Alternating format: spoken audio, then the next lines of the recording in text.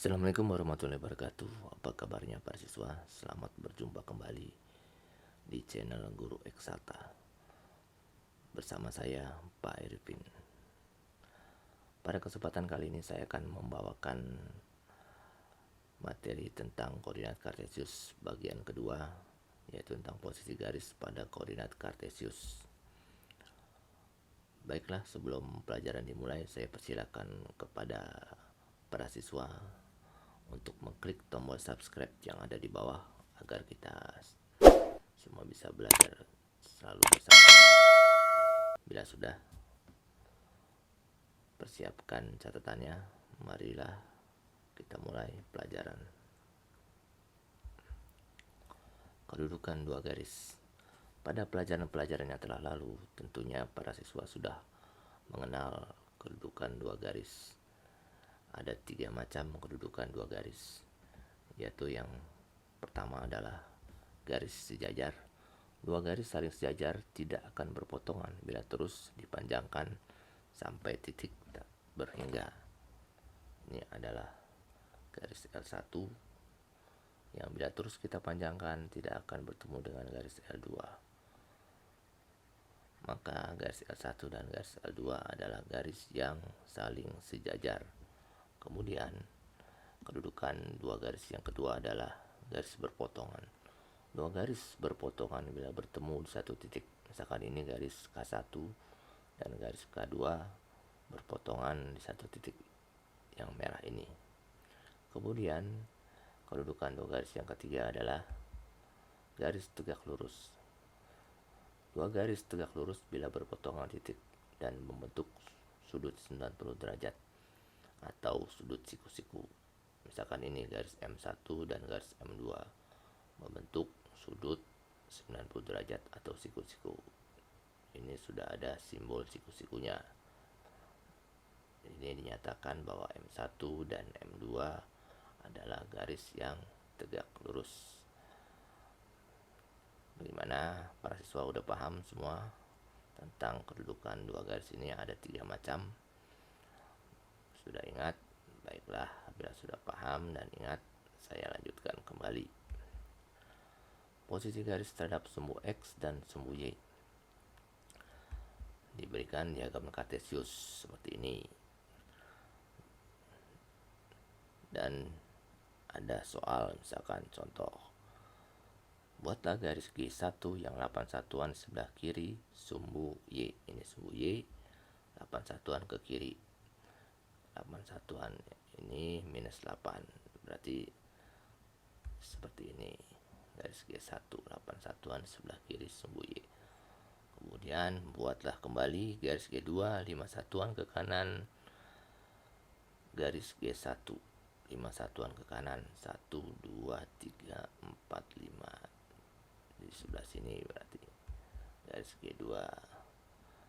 Kemudian garis G3, 7 satuan sebelah kanan garis G2. 1, 2, 3, 4, 5, 6, 7. Ya, ini garis G3. Garis G1, G2, dan G3 saling sejajar.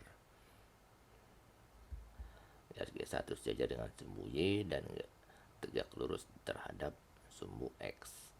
Garis G1, G2, dan G3 saling sejajar dan sejajar juga dengan sumbu Y. Karena sejajar dengan sumbu Y, maka akan tegak lurus terhadap sumbu X. Ini ya, ini berarti tegak lurus.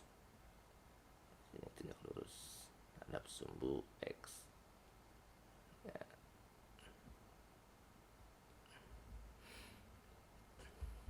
Bagaimana posisi G2 dan G3 terhadap sumbu X dan sumbu Y? G2 dan G3 sama halnya dengan G1, yaitu sejajar dengan sumbu Y dan tegak lurus terhadap sumbu X. Baiklah, kita lanjutkan.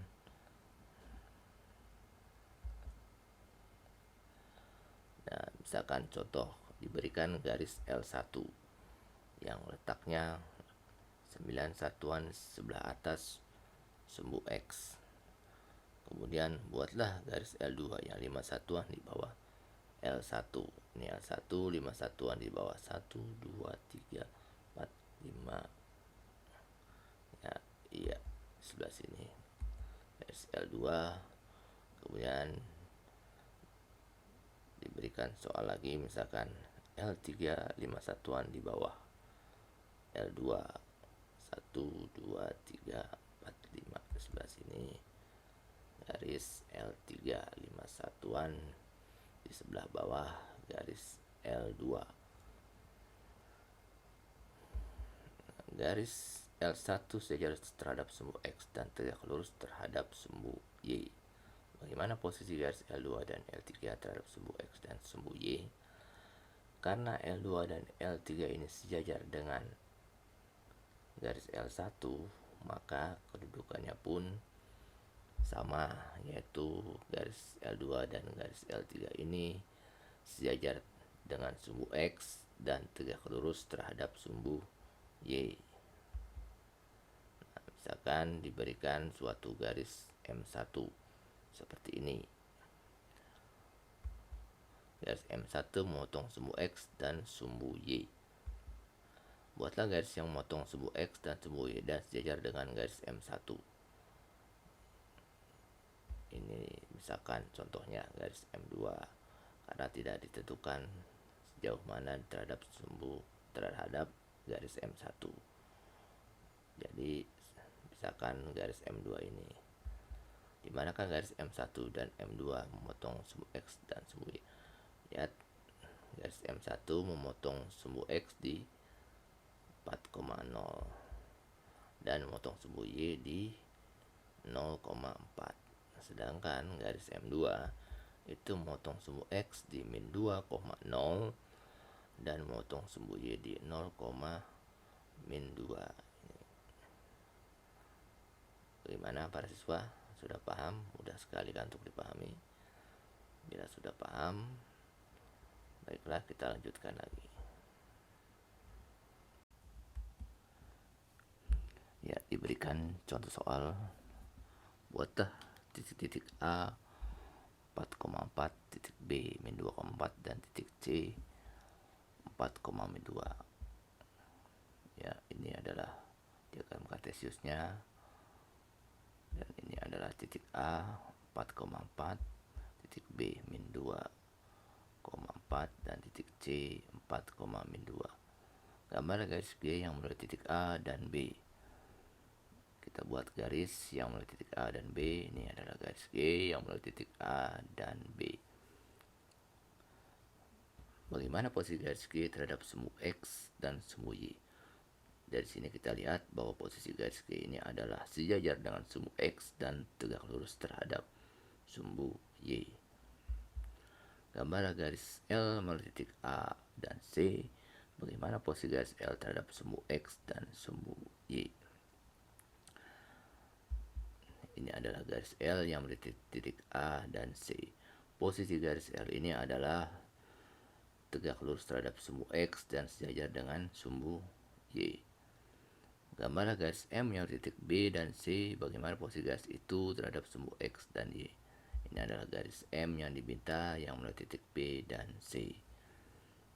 Posisi garis M ini adalah memotong sumbu X dan sumbu Y. Memotong sumbu X di sini di titik 2,0 dan memotong sumbu Y di sini titik 0,2. Bagaimana tampaknya bangun datar yang terbentuk dari perpotongan garis G, L, dan M itu? Dari sini kita bisa lihat bahwa perpotongan garis G, L, dan M ini membentuk suatu bangun datar segitiga siku-siku, ya, siku-siku yang ada di titik A. Bagaimana para siswa? Sampai saat ini sudah paham? Bila belum paham, bisa kalian siswa ulang-ulang sendiri, pasti akan paham. Baiklah, Terima kasih atas perhatiannya. Semoga video ini bermanfaat. Jangan lupa untuk subscribe dan like video ini dan share kepada teman-teman kalian agar lebih bisa bermanfaat lagi. Baiklah, saya cukupkan dulu pertemuan kita, pelajaran kita kali ini. Sampai bertemu pada video pelajaran yang akan datang. Assalamualaikum warahmatullahi wabarakatuh.